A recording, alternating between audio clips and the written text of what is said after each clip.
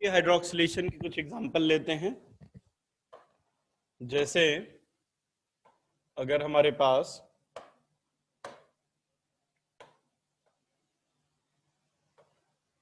ये मॉलिक्यूल है साइक्लोहेक्सीन, और साइक्लोहेक्सीन मॉलिक्यूल में अगर हम इसकी रिएक्शन करते हैं, ठीक है, पहले स्टेप में अगर सिर्फ सिल्वर ऑक्साइड से रिएक्शन किया जाए तो क्या प्रोडक्ट बनेगा, और अगर सिल्वर ऑक्साइड के साथ वाटर लिया जाए तो क्या प्रोडक्ट बनेगा। ठीक है, जैसे अगर हम सिल्वर ऑक्साइड वाटर लेते हैं तो एंटी हाइड्रोक्सिलेशन होगा, और अगर एंटी हाइड्रोक्सिलेशन होगा तो दोनों OH अपोजिट डायरेक्शन में आएंगे। मतलब अगर एक OH फ्रंट में आया है तो एक OH बैक में आया है। अब ये कंपाउंड ऑप्टिकली एक्टिव है, तो यहाँ पे एक पॉसिबिलिटी और थी, ऐसा भी हो सकता था कि ये वाला OH बैक पे आता और ये वाला OH फ्रंट पे आता, और ये दोनों मॉलिक्यूल एक दूसरे के इनांसियोमर हैं, दोनों के मिलने की पॉसिबिलिटी इक्वल है, तो दोनों 50-50% मिल सकते हैं। तो इस केस में हमें रेसेमिक मिक्सचर मिलेगा। ठीक है, जैसे मान लो अगर एक सिंपल एल्कीन है CH2 डबल बॉन्ड CH2, और इसकी रिएक्शन हम अब सिर्फ सिल्वर ऑक्साइड से करते हैं, है ना। इस बार मैंने सिल्वर ऑक्साइड के साथ वाटर नहीं लिया, तो ये बनेगा इपॉक्साइड ये। और जब इसकी रिएक्शन एक्वस मीडियम में करेंगे एसिडिक वाटर से, तो अब ये बनेगा एल्कोहल CH2OH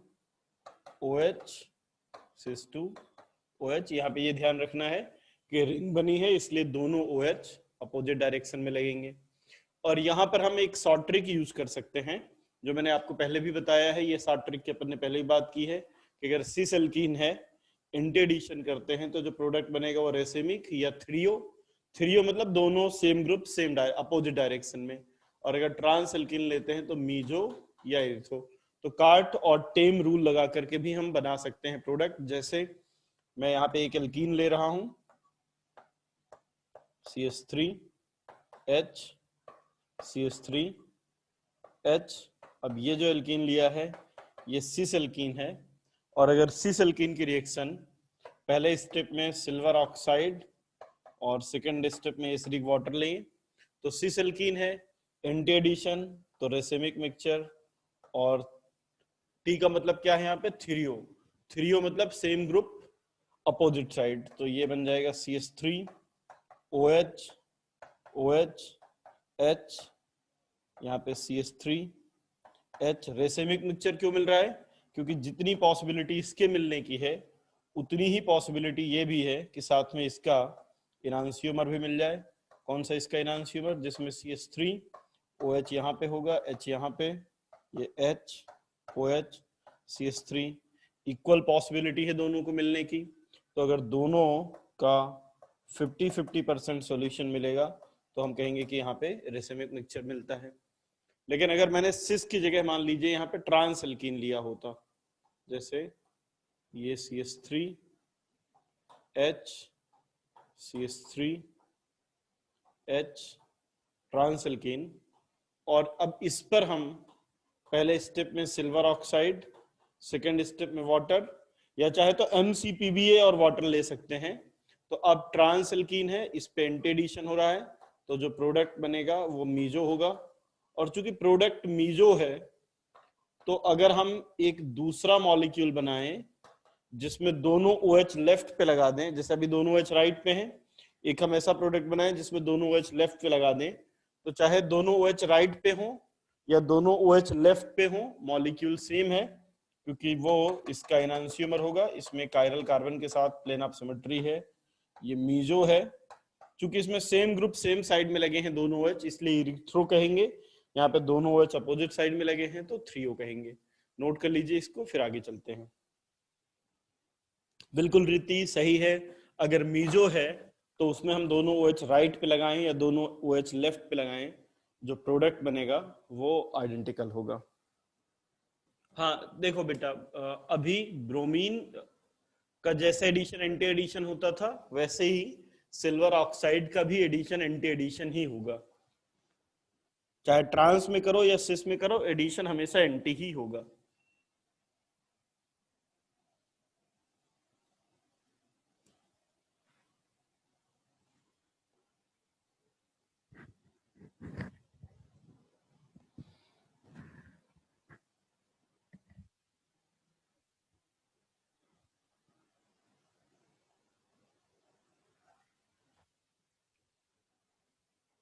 चलिए नेक्स्ट देखिए, ओजोनोलाइसिस।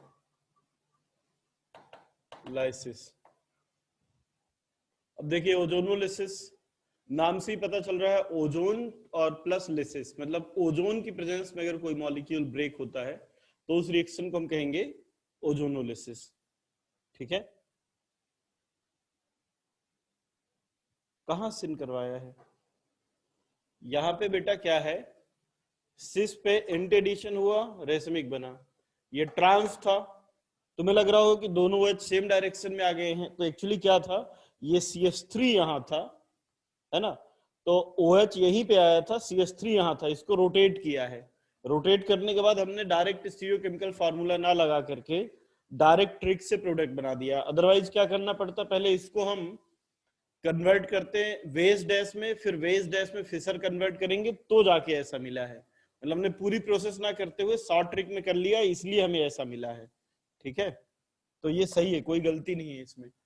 ओजोनोलिसिस, ओजोन की प्रेजेंस में अगर कोई मॉलिक्यूल ब्रेक होगा तो उसको ओजोनोलिसिस कहेंगे। अब देखिए,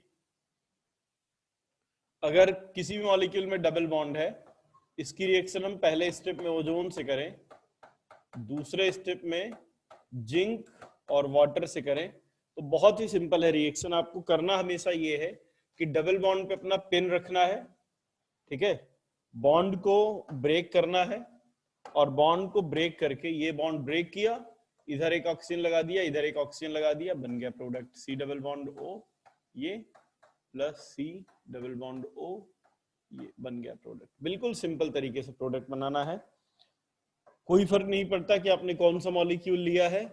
चलिए जैसे मैं एग्जांपल लेता हूं, एग्जांपल के थ्रू अपन समझते हैं। CH3 CH double bond CH2 है।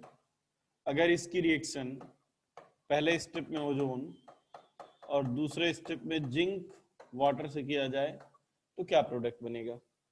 तो आपको करना क्या है, सिर्फ डबल बॉन्ड को ब्रेक करना है, एक ऑक्सीजन इधर एक ऑक्सीजन इधर, तो जो फाइनल प्रोडक्ट बना है वो हो जाएगा CH3 CH double bond O, एक एसिटाल्डिहाइड का molecule, plus C double bond O H और H एक फॉर्मेल्डिहाइड का मॉलिक्यूल। और एग्जांपल देखिए, जैसे CH3 CH double bond CH CH3 O3 zinc water, देखते जाते हैं। थर्ड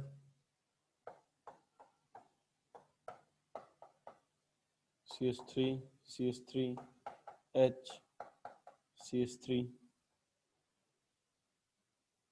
ठीक है। तो अब जैसे सेकंड एग्जांपल में देखिए, यहां से बॉन्ड ब्रेक करेंगे तो ये बन जाएगा CH3 CH double bond O, इधर से भी CH3 CHO, मतलब 2 इक्विवेलेंट्स ऑफ CH3 CHO। यहाँ पे देखिए, अगर हम O3 और जिंक वाटर से रिएक्शन करते हैं तो ये बॉन्ड यहाँ से ब्रेक होगा, और जब बॉन्ड ब्रेक होगा तो ये एक मॉलिक्यूल बनेगा कीटोन। तो हम एल्डिहाइड बना सकते हैं, कीटोन भी बना सकते हैं, डिपेंड करता है कि हमने रिएक्टेंट क्या लिया है। तो इसमें एक एल्डिहाइड बन जाएगा और एक कीटोन बन जाएगा, बिल्कुल सिंपल रिएक्शन है, नोट कर लीजिए। फिर आगे चलते हैं।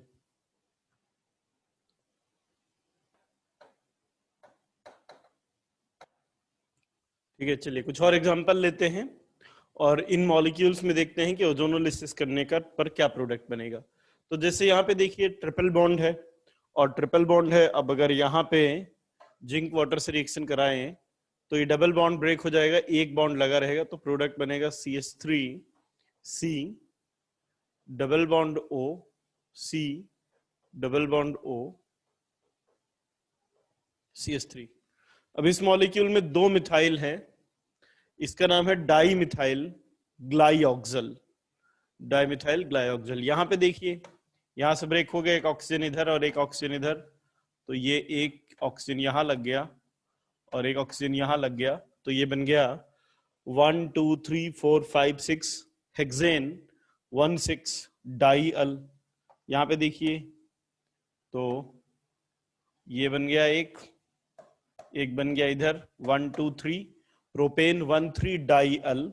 नीचे वाले से भी सेम ऐसा ही बनेगा, तो हम कह सकते हैं 2 इक्विवेलेंट्स बन जाएंगे, प्रोपेन 1,3 डाइअल के 2 मोल बन जाएंगे।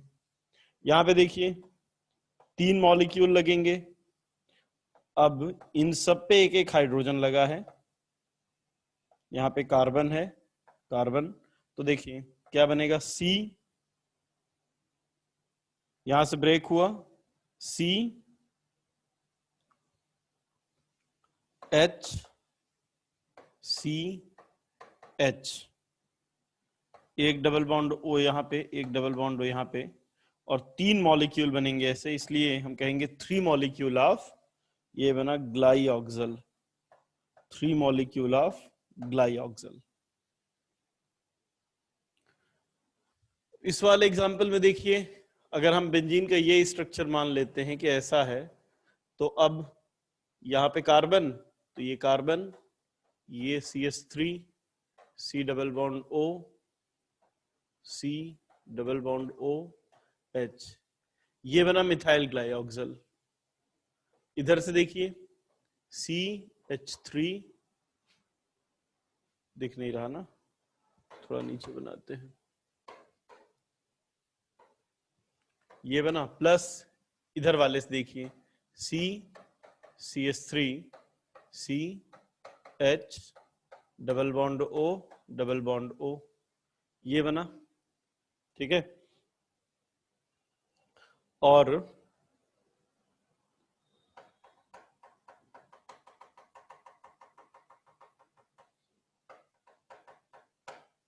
यहां पे बनाता हूं CH3 C H double bond O double bond O, तो 2 मिथाइल ग्लाइऑक्सल। और जो नीचे वाला पार्ट है, इससे अगर देखें तो C double bond O C double bond O, एक हाइड्रोजन यहां पे और एक हाइड्रोजन यहां पे, तो ये ग्लाइऑक्सल का एक मॉलिक्यूल और मिथाइल ग्लाइऑक्सल का 2 मॉलिक्यूल।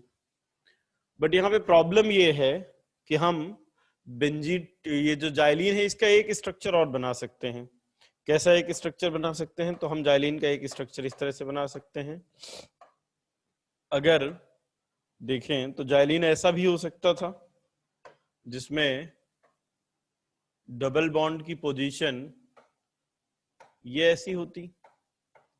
अब इस मॉलिक्यूल को आप देखें तो ये दोनों ही रेजोनेटिंग स्ट्रक्चर हैं, और अब अगर इससे हमने ये स्ट्रक्चर बना के ओजोनोलिसिस किया होता, तो हम क्या एक्सपेक्ट करते, तो हम एक्सपेक्ट करते इस बार यहां से ब्रेक होगा, यहां से और यहां से, तो इस बार ये C double bond O CH3 plus C double bond O CH3, इसका एक मॉलिक्यूल मिलता, और इधर से इस वाले पूरे से और इस वाले से प्लस 2 मॉलिक्यूल मिलते ग्लाइऑक्सल के। तो हम क्या एक्सपेक्ट कर रहे थे कि या तो मिथाइल ग्लाइऑक्सल के 2 मॉलिक्यूल, ठीक है, या तो मिथाइल ग्लाइऑक्सल के 2 मॉलिक्यूल और एक ग्लाइऑक्सल का, या तो फिर एक डाइमिथाइल ग्लाइऑक्सल और 2 ग्लाइऑक्सल। बट एक्चुअली में जब 1,2 डाइमिथाइल बेंजीन या आर्थोजाइलिन का ओजोनोलिसिस किया गया, तो तीनों मिले, डाइमिथाइल ग्लाइऑक्सल भी मिला, ग्लाइऑक्सल भी मिला और मिथाइल ग्लाइऑक्सल भी। और ये इस बात का प्रैक्टिकल या एक्सपेरिमेंटल एविडेंस है कि बेंजीन में रेजोनेंस है। क्योंकि अगर बेंजीन में रेजोनेंस नहीं होता तो वो ऐसा होता या ऐसा होता। अगर ऐसा होता तो इधर एक इस वाले पार्ट से मिथाइल ग्लाइऑक्सल, यहां से भी मिथाइल ग्लाइऑक्सल और ग्लाइऑक्सल। अगर ये वाला होता तो हमें क्या मिलता, मिथाइल ग्लाइऑक्सल के 2 मॉलिक्यूल और एक ग्लाइऑक्सल।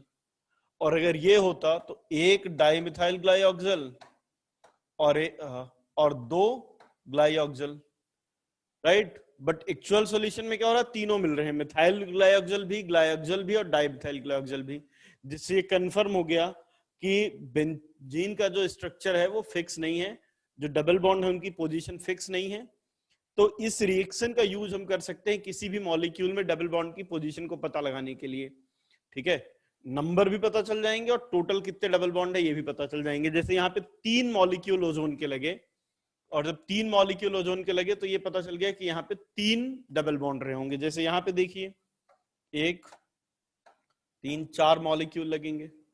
अब जो 4 मॉलिक्यूल लगेंगे तो देखिए क्या क्या प्रोडक्ट बनेगा, ये है CH3 CH, तो एक बन गया CH3 CHO। ये नीचे वाले से देखिए, नीचे वाले से CH3 C double bond O, एक एल्डिहाइड एक कीटोन। और ये वाला पार्ट देखिए अगर, तो double bond double bond double bond O, और ऊपर वाले से भी और नीचे वाले से भी मतलब नहीं है, कोई भी माइनर नहीं है। और इसका नाम 8th में जो बना है इसका नाम क्या होगा, 1 2 3 प्रोपेन डाइओन, थोड़ी, ये तो एल्डिहाइड है, एक ही कीटोन है, ठीक है। तो IUPAC नेम क्या होगा, ये IUPAC नॉमेनक्लेचर में देख लेना, है ना। अभी IUPAC नहीं पढ़ रहे हैं हम। चलिए, अगर ओजोनोलिसिस रिएक्शन देखें होती कैसे है, अब अपन बात करते हैं इसकी मैकेनिज्म की।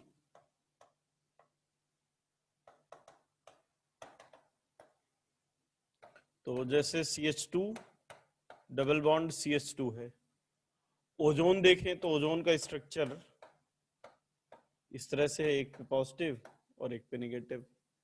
अब एल्कीन जब ओजोन के कांटेक्ट में आता है O3 के कांटेक्ट में, तो यहाँ पर एक साइक्लिक ट्रांजिशन स्टेट बनती है, ये इधर जाएगा, ये इधर जाएगा, और नेगेटिव चार्ज यहाँ आएगा। तो ये बन जाएगा CH2 CH2, ये O O O, इस तरह से। ये जो बना इसको कहते हैं मोलो ओजोनाइड, मोलो ओजोनाइड। अब मोलो ओजोनाइड में रीअरेंजमेंट होगा, यहाँ पे बॉन्ड टूटेगा। कैसे टूटेगा देखो, ये वाला बॉन्ड जाएगा इधर, और जब ये वाला बॉन्ड जाएगा इधर तो ये जाएगा इधर, तो ये बन जाएगा CH2, ये कार्बन डबल बॉन्ड टूटा, CH2 डबल बॉन्ड O, और यहाँ पे ये CH2 पे आ जाएगा पॉजिटिव चार्ज, कार्बन ऑक्सीजन पे नेगेटिव। ये जब ऐसा बनता है जब एक पर ही पॉजिटिव और नेगेटिव दोनों होते हैं, इसको कहते हैं ज्विटर आयन। तो ये यहाँ पे ज्विटर आयन बना।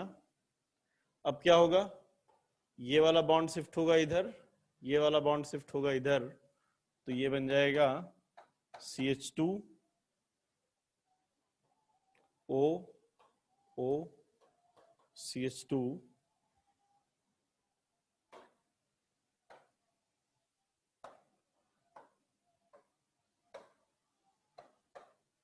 ये ऐसा, ये है ओजोनाइड।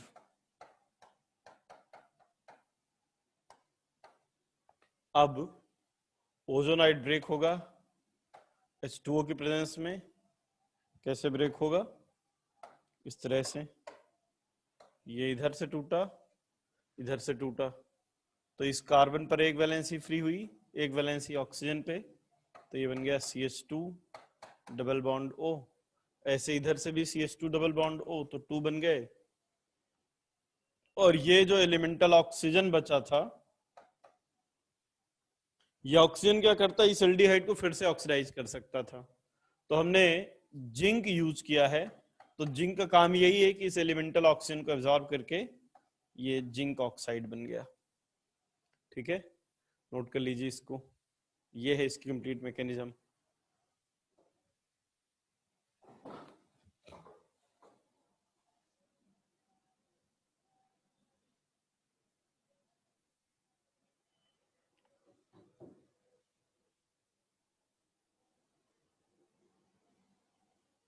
नोट कर लिया। अब देखिए रिएक्शन मैकेनिज्म का इंपॉर्टेंस क्या है। इंपॉर्टेंस ये है, जैसे मान लो मैंने एक मॉलिक्यूल लिया CH3 CH double bond CH2। अभी तक हम क्या करते थे, इसका ओजोनोलिसिस करते थे, तो सेकेंड स्टेप में जिंक और वाटर लेते थे। अगर हम जिंक ना लें, सिर्फ वाटर लें, तो क्या इंपैक्ट आएगा? इंपैक्ट ये आएगा कि पहले तो आपको प्रोडक्ट क्या बनाना है, पहले तो आपने जैसा ऑक्सीडेशन में प्रोडक्ट बनता है CH3 CHO और प्लस फॉर्मल्डिहाइड HCHO CH3CHO और प्लस ये बना लीजिए। अब देखिए होता क्या है, why zinc is taken in this reaction. Zinc का क्या यूज है आखिर, यहाँ जिंक क्यों यूज किया हमने? क्योंकि ये जो एलिमेंटल ऑक्सीजन था, ओजोन में तो 3 ऑक्सीजन थे, 2 ऑक्सीजन तो लग गए, यहाँ पे एक ऑक्सीजन जो बचा है, वो ऑक्सीजन एलिमेंटल ऑक्सीजन बहुत स्ट्रॉन्ग ऑक्सीडाइजिंग एजेंट है। तो अगर जिंक डाल देंगे तो जिंक रिड्यूसिंग एजेंट है, जिंक ऑक्सीजन से कंबाइन होकर जिंक ऑक्साइड बन जाएगा। अगर हमने जिंक नहीं डाला होता तो ये जो एलिमेंटल ऑक्सीजन मिला था, ये इस एल्डिहाइड को दोबारा ऑक्सीडाइज कर देता, एल्डिहाइड को दोबारा ऑक्सीडाइज कर देता। अब एल्डिहाइड को ऑक्सीडाइज करता तो क्या बनता? अब आप किसी भी एल्डिहाइड को ऑक्सीडाइज करेंगे तो एसिड बनेगा। अब पता कैसे चले कि कौन से कंपाउंड ऑक्सीडाइज होंगे? तो वो मॉलिक्यूल ऑक्सीडाइज होते हैं जिनके पास ऑक्सीडाइजेबल हाइड्रोजन है। फिर अगला क्वेश्चन कि सर हमें कैसे पता चलेगा ऑक्सीडाइजेबल हाइड्रोजन कौन सा है? तो जो C डबल बॉन्ड O से लगे हुए हाइड्रोजन होते हैं वो ऑक्सीडाइजेबल हाइड्रोजन है। जैसे यहाँ पे ये हाइड्रोजन ऑक्सीडाइजेबल हाइड्रोजन है, तो ये हाइड्रोजन ऑक्सीडाइज हो जाएगा और यहाँ पे जो फाइनल प्रोडक्ट है वो CH3COOH बन जाएगा। तो ये डिफरेंस है। अगर हम जिंक वाटर लेते हैं तो फिर एल्डिहाइड कीटोन तक बनता है, लेकिन अगर हम सिर्फ जिंक ना, मतलब सिर्फ ओजोन वाटर ले लें, जिंक यूज ना करें, तो फिर एसिड बन जाएगा। जैसे यहाँ पे पहले क्या बना होगा, फॉर्मल्डिहाइड, लेकिन इस फॉर्मल्डिहाइड के पास ऑक्सीडाइजेबल हाइड्रोजन है, तो जब ऑक्सीडाइजेबल हाइड्रोजन है तो ये ऑक्सीडाइज होकर के क्या बन जाएगा, एसिड बन जाएगा HCOOH। अच्छा अब देखो CH3COOH के पास एक भी ऑक्सीडाइजेबल हाइड्रोजन नहीं है, तो ये फर्दर ऑक्सीडाइज नहीं हो पाएगा। लेकिन जो अभी यहाँ पे फॉर्मल्डिहाइड बना है, इसके पास अभी भी एक ऑक्सीडाइजेबल हाइड्रोजन है, तो अब ये एक बार और फिर से ऑक्सीडाइज होगा, और ये वाला हाइड्रोजन भी जब ऑक्सीडाइज हो गया तो ये बन गया H2CO3। H2CO3 होता है कार्बोनिक एसिड, और कार्बोनिक एसिड एक कार्बन पे 2 OH अनस्टेबल होते हैं, कार्बोनिक एसिड डिसोसिएट हो जाएगा, डिसोसिएट होकर बना लेगा CO2 और H2O। इसका मतलब ये है कि अगर आप ओजोनोलिसिस करते हैं और फॉर्मल्डिहाइड बन रहा है तो वो फॉर्मिक एसिड में कन्वर्ट होगा, CO2 में कन्वर्ट हो जाएगा। लेकिन अगर एल्डिहाइड बन रहा है तो वो एसिड बन जाएगा। चलिए मैं एक एग्जांपल और लेता हूं, फिर आप नोट कीजिएगा इसको। जैसे अगर हमारे पास C double bond C CH3H और यहाँ पे 2 CH3 है,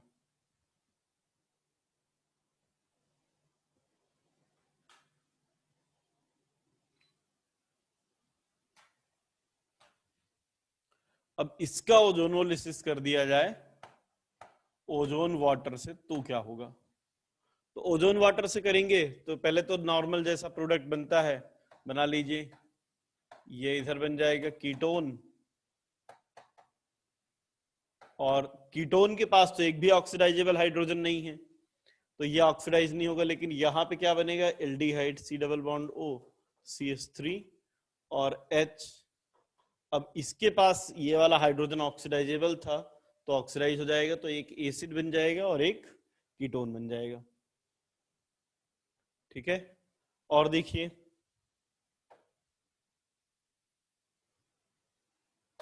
जैसे मान लीजिए आपके पास ये मॉलिक्यूल है और इसकी रिएक्शन ओजोन वाटर से करें, और एक बार ओजोन के साथ जिंक वाटर ले लें, तो दोनों में क्या बनेगा? तो जब हम जिंक वाटर लेते हैं तो ये एल्डिहाइड और ये कीटोन ये बना। लेकिन जब ओजोन के साथ सिर्फ वाटर लेंगे तो देखो ये तो कीटोन है, कीटोन तो ऑक्सीडाइज होगा नहीं। नीचे वाला एल्डिहाइड है, ये एल्डिहाइड ऑक्सीडाइज हो जाएगा एसिड में, तो ये प्रोडक्ट बनेगा। ठीक है, चलिए ये नोट कर लीजिए। और क्वेश्चन हो सकता है कि सर जिंक बस ले सकते हैं या जिंक के अलावा भी कुछ ले सकते हैं यहाँ पे? तो एक तो आप जिंक ले सकते हैं, जिंक के अलावा चाहें तो आप Me2S डाइमिथाइल सल्फाइड ले सकते हैं, वो भी एलिमेंटल ऑक्सीजन से रिएक्ट करके डाइमिथाइल सल्फोक्साइड बना लेता है। मतलब कोई भी ऐसा कंपाउंड जो ऑक्सीजन को एब्जॉर्ब कर सके। ये तो या तो डाइमिथाइल सल्फाइड या जिंक ले लीजिए। हाँ, जिंक से कंट्रोल्ड ओजोनोलिसिस, बिल्कुल हर्षित, बहुत सही है, कंट्रोल्ड ओजोनोलिसिस।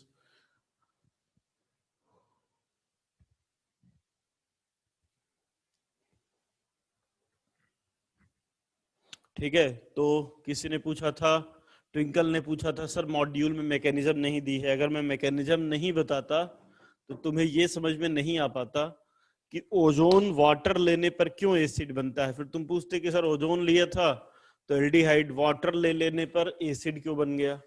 इसलिए यहाँ पे मैकेनिज्म बताना जरूरी था।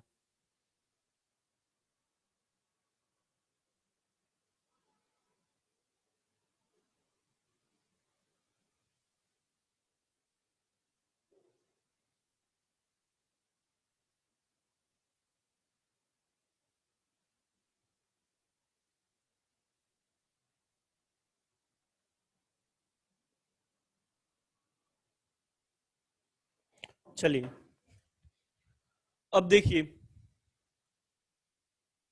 जैसी रिएक्शन कोई भी कंपाउंड ओजोन और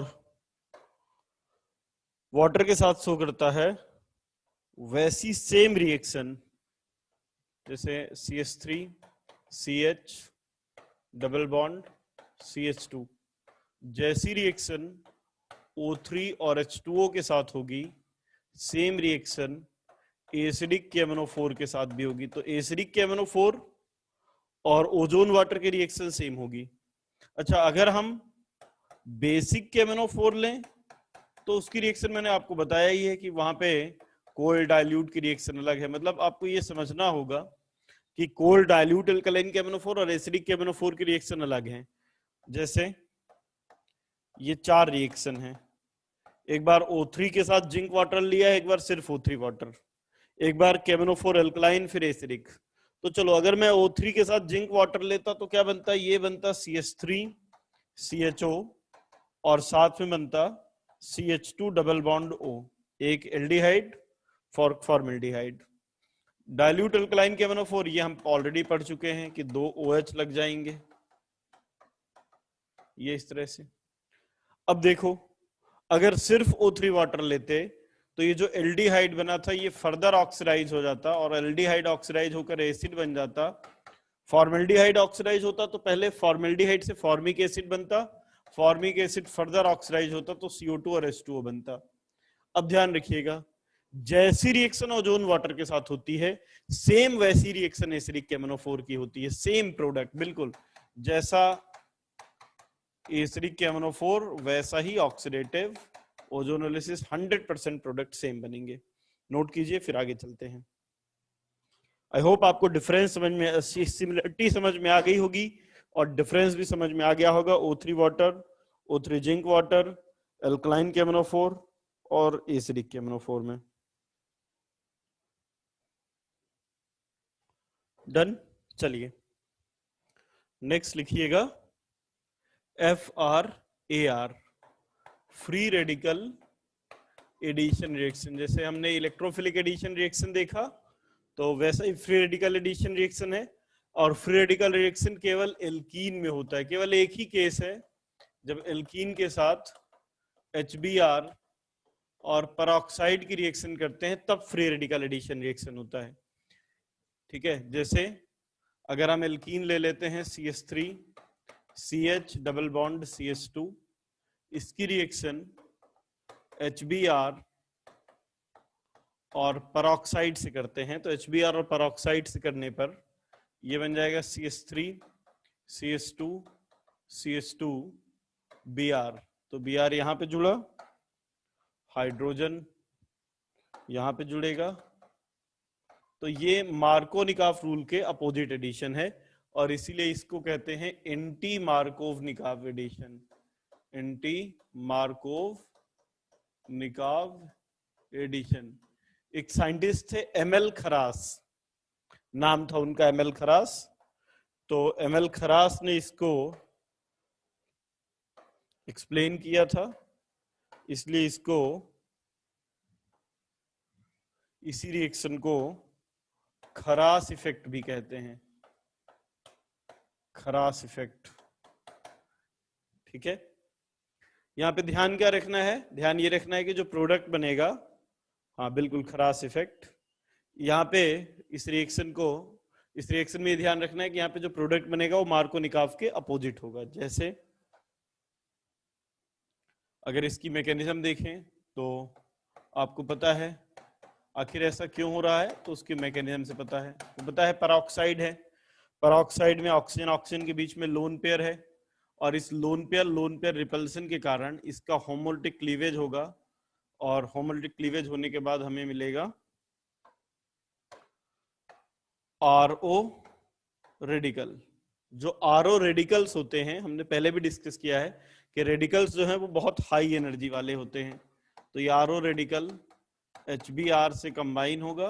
पहला स्टेप था चैन इनिशिएशन जिसमें रेडिकल बना, फिर प्रोपगेशन, एक रेडिकल से नया रेडिकल बनेगा, तो ये बन गया ROH प्लस Br रेडिकल। अब देखिए Br रेडिकल जाके एल्कीन से कंबाइन होगा, तो एल्कीन का बॉन्ड ब्रेक होगा। कौन सा बॉन्ड ब्रेक होगा? जो सबसे वीक है। वीक कौन सा है? Pi bond. तो पाई बॉन्ड ब्रेक हुआ, जो पाई बॉन्ड ब्रेक होगा दोनों पर एक एक वैलेंसी फ्री होंगी। अब Br रेडिकल वहां जाके जुड़ेगा जहां से स्टेबल रेडिकल बने, तो Br रेडिकल अगर यहां जुड़ता है तो ये बना 2 डिग्री रेडिकल। दूसरी पॉसिबिलिटी थी कि Br रेडिकल बीच वाले पे जुड़ता, तो रेडिकल यहां बनता जो कि होता 1 डिग्री। तो अगर दो पॉसिबल इंटरमीडिएट हैं तो इंटरमीडिएट वो बनेगा जो ज्यादा स्टेबल हो। तो चूंकि ये मोर स्टेबल था इसलिए ये बना। आखिरी बार क्या होगा? अब इससे दूसरा HBr का मॉलिक्यूल आके कंबाइन होगा और ये बन जाएगा CH3 CH2 CH2 Br और H यहां पे जुड़ गया और एक Br रेडिकल फिर से नया Br रेडिकल फ्री हो गया। तो जब ये Br रेडिकल फ्री होगा ये दूसरे एल्कीन के पास जाएगा और इस तरह से रिएक्शन कंटिन्यूअसली चलती जाएगी। तो यहाँ पर चूंकि रेडिकल जो है वो 2 डिग्री बन रहा है, रिएक्शन की मैकेनिज्म चेंज हो गई है और 2 डिग्री रेडिकल से जो प्रोडक्ट बन रहा है वो मार्कोनिकॉफ के अपोजिट रेडियोकेमिस्ट्री वाला है। तो ये ध्यान रखना है कि यहाँ पर जो प्रोडक्ट बनेगा मार्कोनिकॉफ के अपोजिट होगा। बस इतनी सी रिएक्शन है। फ्री रेडिकल एडिशन रिएक्शन का सिर्फ हमारे पास एक ही एग्जाम्पल है। ये बात ध्यान रखनी है कि अगर हम यहाँ पे HCl ले लेते, अगर हमने सिर्फ HCl लिया होता तो प्रोडक्ट मार्कोनिकॉफ रूल के अकॉर्डिंग बनता, मतलब यहां पे आता ऐसा। अगर हम HCl के साथ पेरोक्साइड ले लें तो भी प्रोडक्ट यही बनेगा। ध्यान रखिएगा, पेरोक्साइड इफेक्ट केवल HBr, केवल किस पे? HBr, और HBr के साथ पेरोक्साइड केवल तभी बनता है। ठीक है, अगर मान लो इसी रिएक्शन में हमने सिर्फ HBr लिया होता, एक एग्जांपल की बात कर रहा हूं, मान लो सिर्फ HBr लिया होता, पेरोक्साइड नहीं लेते, तो फिर जैसा मार्कोनिकॉफ रूल था अपन पहले पढ़ भी चुके हैं, यही बनता। क्योंकि देखो एंटी मार्कोनिकॉफ एडिशन होने के लिए जरूरी है कि Br रेडिकल बने। अगर Br रेडिकल नहीं बना तो रिएक्शन नहीं होगी। जब हम HCl लेते हैं तो प्रॉब्लम यह है कि यहां पे H और Br बॉन्ड तो वीक था, H Br बॉन्ड वीक है तो Br रेडिकल तो बन जाएगा, लेकिन HCl बॉन्ड कैसा है? H और Cl के बीच का जो बॉन्ड है ये स्ट्रॉन्ग है, और स्ट्रॉन्ग बॉन्ड है तो RO रेडिकल इसको तोड़ नहीं पाएगा, तो नया Cl रेडिकल भी नहीं बनेगा, और जब Cl रेडिकल नहीं बनेगा तो फ्री रेडिकल मैकेनिज्म भी नहीं होगी। इसलिए इंपॉर्टेंट ये ध्यान रखना है कि पेरोक्साइड इफेक्ट, इसी को पेरोक्साइड इफेक्ट भी कहते हैं, एंटी मार्कोनिकॉफ एडिशन भी कहते हैं, पेरोक्साइड इफेक्ट भी कहते हैं, खरास इफेक्ट भी कहते हैं। ये केवल तभी होता है जब HBr के साथ पेरोक्साइड लेते हैं।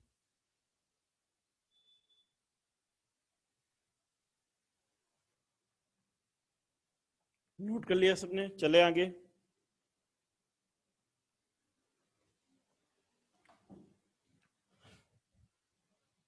चलिए नेक्स्ट रिएक्शन है, लास्ट रिएक्शन है ये, एलाइलिक सब्स्टिट्यूशन।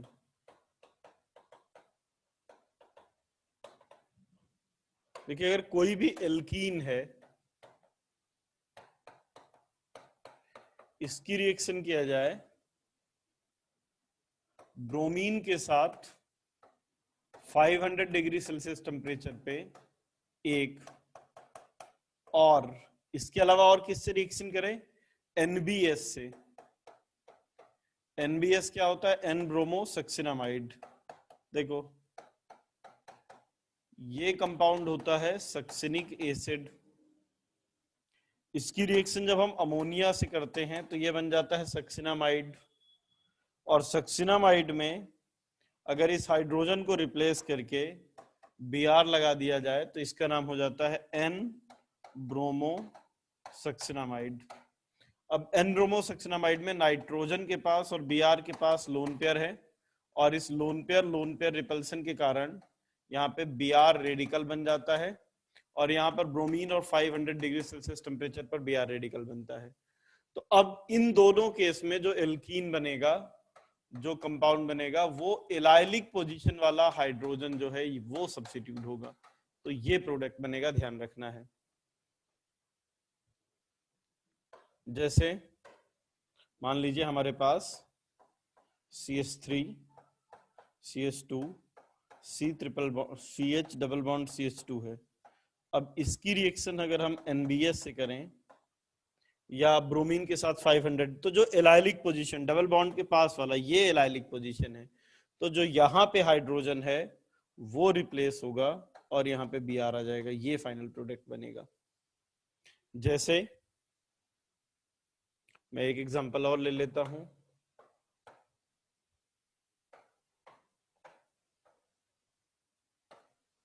जैसे ये है, इसकी रिएक्शन अगर हम देखिए अलग अलग करते हैं, एक बार ब्रोमीन और CCl4 से करते हैं, तो जब ब्रोमीन और CCl4 से करेंगे तो यहाँ पे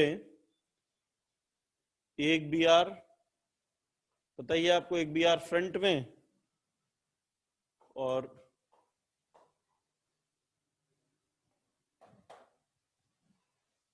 एक Br बैक में, एक Br फ्रंट में और एक Br बैक में बनेगा। लेकिन अगर इसी की रिएक्शन ब्रोमीन के साथ 500 डिग्री सेल्सियस टेम्परेचर पे किया जाए तो अब एलाइलिक पोजीशन वाला जो हाइड्रोजन है, यानी यहाँ पे जो हाइड्रोजन है, ये रिप्लेस होगा और ये प्रोडक्ट बनेगा। ठीक है। अगर क्लोरीन के साथ 500 डिग्री सेल्सियस टेम्परेचर लेते तो भी यही